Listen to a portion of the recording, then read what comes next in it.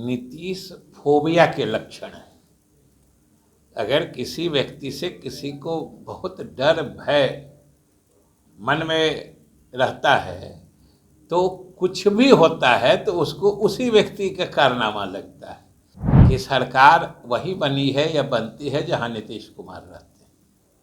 तो स्वाभाविक रूप से अब सामने इलेक्शन है, 24 के बाद 25 भी आएगा, तब उनकी छटपटाहट है कि उनके पाले में नीतीश कुमार नहीं है तो फिर उनको भविष्य बहुत सही नहीं दिखता है। देखिए, सबसे पहली बात तो इसको सियासत से कोई मतलब ही नहीं है।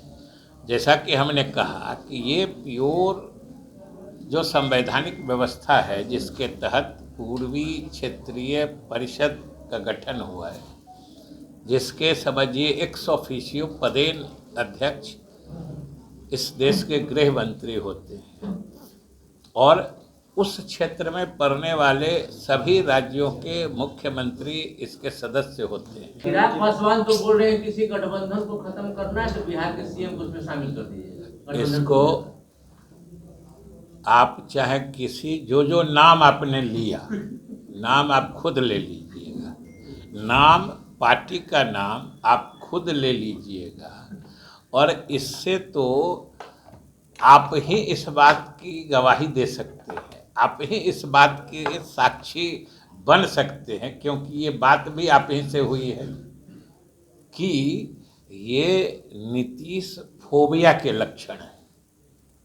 अगर किसी व्यक्ति से किसी को बहुत डर भय मन में रहता है तो कुछ भी होता है तो उसको उसी व्यक्ति का कारनामा लगता है। तो ये स्वाभाविक रूप से नीतीश फोबिया है और ये फोबिया होना भी स्वाभाविक है, क्योंकि बिहार ने इस बात को देखा है। बिहार का पिछले 2 दशकों का इतिहास साक्षी है कि सरकार वही बनी है या बनती है जहां नीतीश कुमार रहते हैं। तो स्वाभाविक रूप से अब सामने इलेक्शन है, 24 के बाद 25 भी आएगा, तब उनकी छटपटाहट है कि उनके पाले में नीतीश कुमार नहीं है तो फिर उनको भविष्य बहुत सही नहीं दिखता है। तो इसलिए नीतीश कुमार की याद बराबर आती है।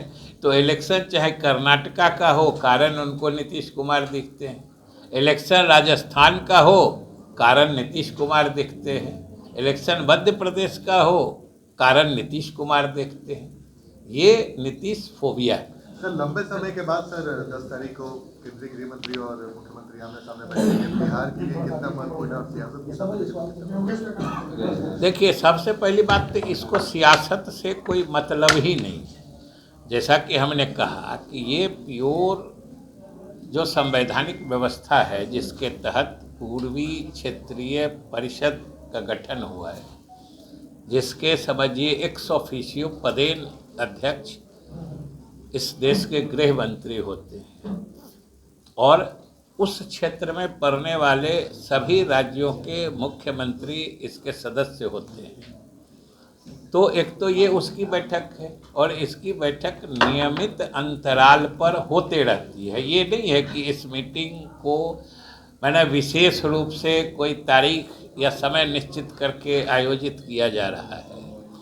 ये नियमित अंतराल पर होने वाली बैठक है जो इस बार पटना में हो रही है, पिछले बार कोलकाता में हुई थी।